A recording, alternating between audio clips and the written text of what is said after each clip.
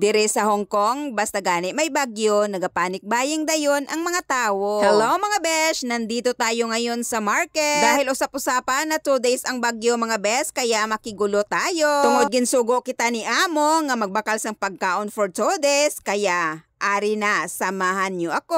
Nagbakal gali ako 2 ka isda nga frozen mga bes. Plus meatballs, kay nami gid ihigop ka sa baw ko nagabagyo. Bakal ko na ang kailangan ko sa kaibo. Dire naman tayo sa market, makigulo. Kita nyo mga bes kung ano kadamo ang tawo. Daw hindi ka kaginhawa, hindi ka kasalot, kapamakal sang imo kay nang lanon mga bes. Amo ina di ang tawo sa Hong Kong mga bes, nabalaan gani nila kung may bagyo, ara dayon ang panic buying nila. Ubos ginaya mga bes pagkahapon ang nga mga paninda. Grabe ang taranta nila mga bes, pero kami nga mga kunyang relax na relax.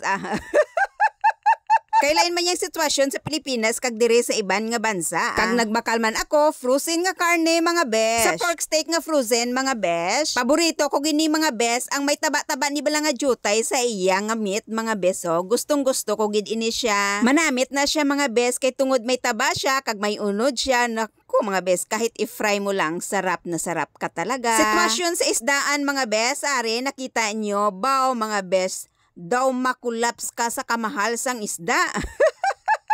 Nagakulot ang banks ni beshi nyo sa pagbudget sa presyo ka isda. Double ang presyo ka isda mga bes, basta gani may bagyo. Ay nako na lang. Hindi lang isda, gulay kag karne ang wash out, pati tinapay Oh, pati kamuda.